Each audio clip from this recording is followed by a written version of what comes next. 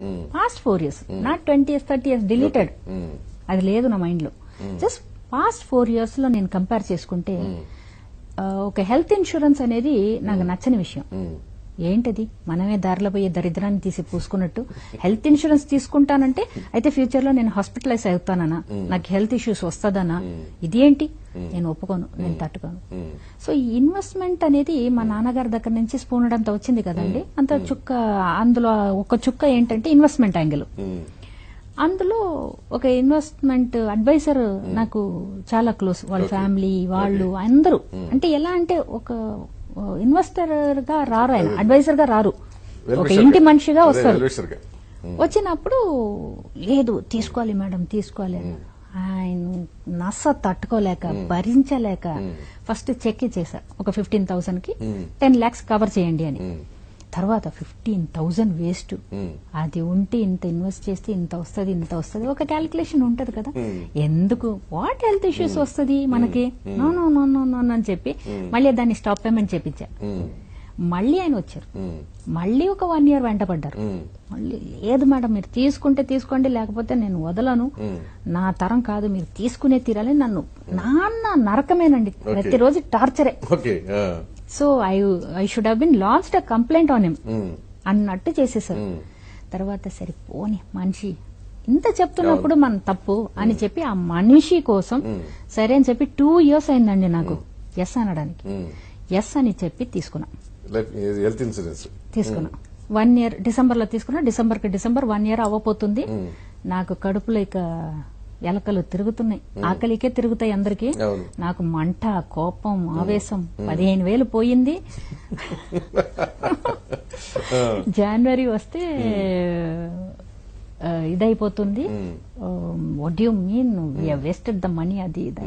ఆయన ఫోన్ లో అన్ని క్వైట్ గా వినేసి, బట్ మీరు బాగానే ఉన్నారు కదా మేడం, అందులో ఏముందని ఊరికే నేను అప్పుడే చెప్పాను వేస్ట్ అని, ఊరికే 15,000 బొక్క అది ఇదని.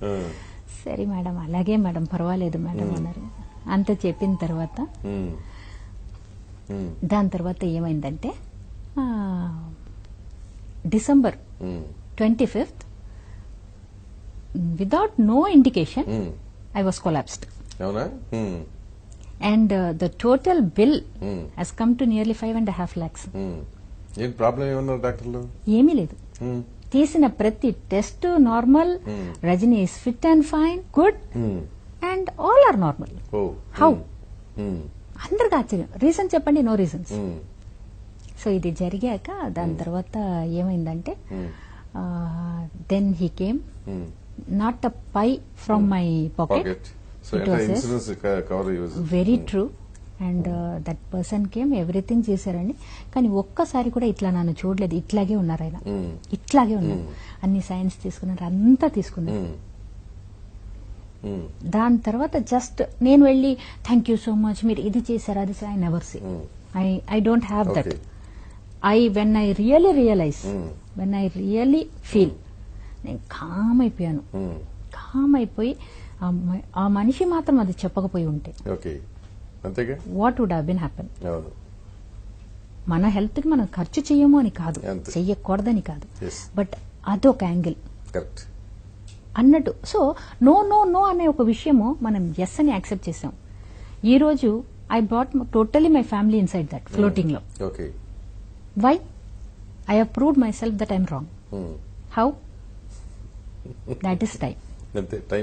సో ఫ్యూచర్ మనకు తెలియనప్పుడు we should never decide about the future saying that నేను ఇది చెయ్యను, నేను అది చెయ్యను. ఎస్, యూ కెన్ సే ఏది చెయ్యను, ఏది చెయ్యకూడదు, లేకపోతే ఏది నేను చెయ్యను అని నేను డీట్ గా చాలా చాలా గట్టిగా తీర్మానంగా చెప్పాలంటే, నేను హత్యలు చెయ్యను, నేను పిక్ ప్యాకెట్ చెయ్యను, నేను ఒక బ్యాంకుకి కన్నం పెట్టను, చెప్పాలి. అది కూడా నేను చెప్పలేని ఫ్యూచర్ లో నేను కన్నం పెట్టొచ్చా అంటే that is too very funny. So అందులో యూ షుడ్ బి. బట్ ఇందులో ఇది నేను చెయ్యను, అది నేను చెయ్యను అనేది చెప్పకూడదని ఐ హావ్ అండర్స్టాండ్. సో నేను బిగ్ స్క్రీన్ కి రాను, స్మాల్ స్క్రీన్ కి రాను.